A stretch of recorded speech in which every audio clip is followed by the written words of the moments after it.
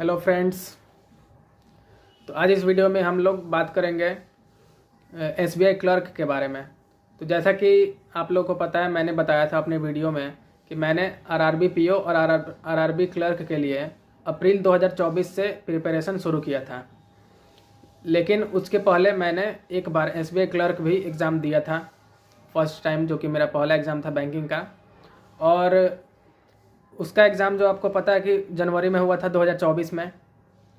तो मैंने बिना पढ़े हुए, मतलब बस जाना था कि हाँ, इसके सिलेबस जो है प्रीलिम्स में इंग्लिश, क्वांट्स और रीजनिंग आता है और मेंस में ये आता है। बस सब्जेक्ट्स के बारे में मुझे पता था, लेकिन इतना नहीं डीपली पता था कि इसके जो मेंस है उसके हर एक सब्जेक्ट के अंदर कैसे कैसे क्वेश्चंस आते हैं, कितने टाइप्स के मेंस में क्वेश्चन आते हैं।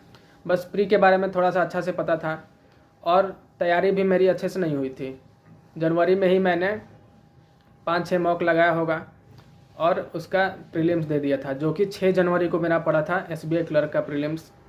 पहले से जो भी मेरी तैयारी थी, जैसे हम पहले क्लास में जो पढ़ते हैं उससे रिलेटेड जो भी मैंने पढ़ा था, उसी के बेसिस पर मैंने एसबीआई क्लर्क का प्रीलिम्स दे दिया था। और फिर बारी आई मेंस की, तो मेंस में मेरा प्रिपरेशन अच्छा से नहीं था, तो मेरा मेंस क्लियर नहीं हो पाया था। और उससे रिलेटेड जो भी स्कोर कार्ड है एसबीआई क्लर्क प्रीलिम्स का और एसबीआई क्लर्क मेंस का, वो हम आपको अभी दिखाते हैं, इस स्क्रीन रिकॉर्डिंग में दिखाते हैं। अभी मोबाइल में मेरे स्कोर कार्ड पड़ा हुआ है, ठीक है। तो चलिए पहले स्कोर कार्ड देखते हैं, उसके बाद आगे हम लोग बात करेंगे। तो फ्रेंड्स, यहाँ पे मेरा स्कोर कार्ड है दोनों, यहाँ पे एसबीआई प्री का भी है और एसबीआई मेंस का भी है। तो पहले प्रीलिम्स का स्कोर कार्ड आपको दिखाते हैं हम। तो यहाँ पे देख सकते हैं ऊपर लिखा हुआ है प्रिलिमिनरी एग्जामिनेशन हेल्ड इन जनवरी 2024। जनवरी में हुआ था प्रीलिम्स का एग्ज़ाम एसबीआई का। यहाँ पे मेरा नेम लिखा हुआ है अभिषेक कुमार चौबे, बिहार, और ईडब्ल्यूएस कैटेगरी से मैंने फिल किया था। और इसमें मेरा मार्क्स बना है, आप लोग टोटल देख सकते हैं 67.25, क्योंकि एसबीआई का जो एग्ज़ाम होता है उसमें आपको सेक्शनल कट ऑफ क्लियर नहीं करना पड़ता है, इसलिए सेक्शनल मार्क्स भी नहीं दिखाता है कि किस सब्जेक्ट में आप कितना स्कोर किए हैं। तो ओवरऑल मार्क्स मेरा 67.25 बना था प्रीलिम्स में। ये मेरा पहला प्रीलिम्स था, आपको हम अभी बताए हैं। और इसमें मेरी तैयारी अच्छे से नहीं हुई थी, इसलिए मार्क्स भी कम है, क्योंकि मेरा अटैम्प्ट 82 अटैम्प्ट था और उसमें मैंने देखा कि 3-4 मेरे क्वेश्चन गलती थे। बाकी नॉर्मलाइजेशन बहुत ही ज़्यादा हुआ था। एसबीआई क्लर्क का जो एग्ज़ाम था ना 2024 वाला, उसमें नॉर्मलाइजेशन बहुत ही ज़्यादा हुआ था, तो मार्क्स बहुत कटे भी हैं और कोई हार्ड शिफ्ट होगा तो उसमें बढ़े भी हैं। तो मेरा मार्क्स 67.25 बना था और जो कट ऑफ था बिहार का काफ़ी कम गया था। देख सकते हैं यहाँ पर ओबीसी, ईडब्ल्यूएस और जनरल तीनों का कट ऑफ 51 गया था। तो मेरा प्रीलिम्स तो क्लियर हो गया था। तो प्रीलिम्स का स्कोर आया था 15 फरवरी को स्कोर आया था, ठीक है। रिज़ल्ट तो पहले शायद आया था, नहीं, इसका रिज़ल्ट और स्कोर कार्ड एक ही दिन आया था, ठीक है। तो प्रीलिम्स मेरा क्लियर हो गया था, लेकिन मुझे पता नहीं था कि मेरा प्रीलिम्स क्लियर होगा। तो क्या हुआ कि मेरा मेंस में कुछ अच्छे से नहीं हो पाया था। बस मैंने करंट अफेयर्स थोड़ा बहुत पढ़ा था और एक या 2 मॉक्स लगाए होंगे एसबीआई क्लर्क मेंस का। पूरी तरह मुझे पता नहीं था उसके पूरा सिलेबस के बारे में। और मेंस जस्ट 10 दिन बाद पड़ गया। 15 फरवरी को रिज़ल्ट आया और 25 फरवरी को मेंस पड़ गया था। तो आपको मेंस का स्कोर कार्ड दिखाते हैं अब। यहाँ पर है एसबीआई क्लर्क मेंस। तो यह है मेंस का स्कोर कार्ड। यहाँ पे आपको ऊपर दिख रहा होगा mains examination held on 25 February, 4 March and 9 June. तो मेरा 25 फरवरी को ही पड़ गया था। 15 फरवरी को रिजल्ट आया प्री का और 25 को मेंस पड़ गया था, जस्ट 10 दिन बाद। और मुझे उतना पता भी नहीं था कि प्री निकलेगा कि नहीं, और तैयारी भी नहीं हो पाई थी। तो इसमें मेरा स्कोर टोटल बना था 69.75 और ईडब्ल्यूएस का जो कट ऑफ गया था बिहार का, वो गया था 73.75। तो 4 मार्क्स से मेरा मेंस का सिलेक्शन नहीं हो पाया था एसबीआई क्लर्क में। क्यों नहीं हुआ था? क्योंकि मेरा जो रीजनिंग का सेक्शन था उसमें मेरा बस 14 ही क्वेश्चन अटैम्प्ट हुए थे, 14 क्वेश्चन ओनली अटैम्प्ट हुए थे। क्वांट्स में मैंने 18 क्वेश्चन अटैम्प्ट किया था। इंग्लिश में मैंने 32 क्वेश्चन अटैम्प्ट किया था और जीए में मेरा 20 या 21 क्वेश्चन अटैम्प्ट था, ठीक है। तो इतना ही अटैम्प्ट मेरा था। 18 क्वांट में, 14 रीजनिंग में, 32 इंग्लिश में और 20 या 21 अच्छे से याद नहीं है जीए में हुआ था मेरा। तो ओवरऑल मार्क्स मेरा 69.75 बना था। तो रीजनिंग के कारण ही मेरा सिलेक्शन नहीं हो पाया था, क्योंकि और मेरा 5-6 क्वेश्चन बन गया होता तो शायद मेरा सिलेक्शन हो गया रहता। लेकिन सिलेक्शन नहीं हो पाया था क्योंकि मुझे रीजनिंग के बारे में अच्छे से नहीं पता था, उसके अंदर कैसे कैसे पजल्स आते हैं। जब वहाँ पे मैं देखा तो डर गया, क्वेश्चन इतना हार्ड क्वेश्चन आया था कि ठीक है।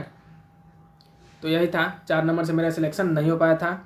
फिर मैंने सोचा कि अब पहली बार एग्ज़ाम दिया हूँ तो मेरा मार्क्स इतना आया है, तो अंदर से थोड़ा मुझे लग रहा था कि मैं एग्ज़ाम निकाल सकता हूँ, क्योंकि जब बिना अच्छे तैयारी की मेरा 4 नंबर से सिलेक्शन नहीं हो पाया है तो और मैं थोड़ा और मेहनत करूँगा अच्छे से तो मेरा सिलेक्शन हो सकता है। और उसके बाद मैंने आरआरबी का प्रिपरेशन शुरू कर दिया अप्रैल से ही, क्योंकि जून में उसका नोटिफिकेशन आया था। अप्रैल से मैंने ही उसका जीए करंट जो भी था, कंप्यूटर, इंग्लिश, रीजनिंग और क्वांट सब अच्छे से मैं पढ़ना शुरू कर दिया था। और उसका स्कोर कार्ड मैंने आपको शेयर किया भी है, प्रीलिम्स का, मेंस का और फाइनल रिजल्ट, ठीक है। तो आप लोग भी निराश मत होइएगा कि मेरा एग्ज़ाम था नहीं निकल पाया। भगवान आपके लिए कहीं ना कहीं कुछ अच्छा ही सोच के रखे होंगे। जैसे मेरा क्लर्क में नहीं हुआ और आप देखिए मेरा आरआरबी पीओ में सीधा सिलेक्शन हो गया, ठीक है। तो बस हमें अच्छे से मेहनत करने की ज़रूरत है, निराश होने की कोई ज़रूरत नहीं है। अच्छे से एक बार पढ़िए, पूरा रूटीन बना के पढ़िए कि हमको डेली इतना पढ़ना ही है, और मोटिवेट रहिए। क्योंकि देखे होंगे बैंकिंग सेक्टर में बहुत सारे लोग 3 साल 4 साल से एग्ज़ाम दे रहे हैं तब उनका क्लियर होता है, और बहुत सारे लोगों का क्लियर ही नहीं होता है, क्योंकि स्ट्रैटेजी सही नहीं होगी तो आपका एग्ज़ाम नहीं क्लियर हो पाएगा, ठीक है। तो यही मैंने सोचा कि एसबीआई क्लर्क प्रीलिम्स और मेंस का आपको स्कोर दिखा दें, क्योंकि मेरा इसमें सिलेक्शन नहीं हो पाया था। और इसमें मेरा जीए में जो है, मुझे अच्छे से याद है कि 20 से 21 क्वेश्चन में मेरा 15 क्वेश्चन सही था, और वो मैंने मात्र 20 या 25 दिन पढ़ा होगा जीए करंट अफेयर्स, और उसी में मेरा 15-16 क्वेश्चन सही हो गया था। तो मैं आपको नेक्स्ट वीडियो में बताऊंगा कि कैसे मेरा जीए में 15-16 क्वेश्चन सही हो गया था, ठीक है। तो फ्रेंड्स, आपको मैंने अपना एसबीआई क्लर्क का प्रीलिम्स और मेंस का स्कोर कार्ड दिखा दिया, और उसमें मेरा जीए में अभी मैंने बताया कि 15 या 16 क्वेश्चन सही हो गया था। 20 से 21 क्वेश्चन ही अटैम्प्ट था और 15-16 क्वेश्चन सही हो गया था मेरा जीए में।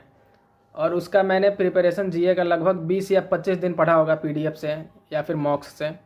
तो मैं बताऊंगा कि मैंने कैसे पढ़ा था कि मेरा 15-16 क्वेश्चन 25 या 20 दिन के तैयारी में हो गया था सही जीए में। क्योंकि बहुत सारे लोगों को आप देखे होंगे कि और सब सेक्शन में अच्छे मार्क्स आ जाते हैं, लेकिन जीए में 5 मार्क्स 6 मार्क्स या फिर कभी कभी सेक्शनल ही मतलब क्लियर नहीं हो पाता है किसी किसी एग्ज़ाम में। हालांकि एसबीआई में सेक्शनल का कोई चिंता नहीं होता है, आप लोग ओवरऑल अच्छे मार्क लाइए और सिलेक्शन हो जाता है। तो जीए का स्ट्रेटजी वीडियो हम अगले वीडियो में लाएंगे, ठीक है। और भी जो भी है क्वांट्स, रीजनिंग, इसका प्रैक्टिस मैं कहाँ से करता था और मेरा जो रूटीन क्या था कि डेली मैं कौन सा सब्जेक्ट को कितना आवर्स देता था पढ़ने में, इसके बारे में मैं अगले वीडियो में ज़रूर लाऊंगा। क्योंकि बहुत सारे फ्रेंड्स ने कमेंट किया है अलग अलग प्रकार का, तो एक बार में तो वीडियो लाना पॉसिबल नहीं है। तो मैं ट्राई करूँगा कि धीरे धीरे एक एक टॉपिक को उठाऊँ और उस पर वीडियो बनाऊँ, ठीक है। कोई कमेंट्स हो तो आप लोग कमेंट सेक्शन में ज़रूर करें, ठीक है। Thanks for watching.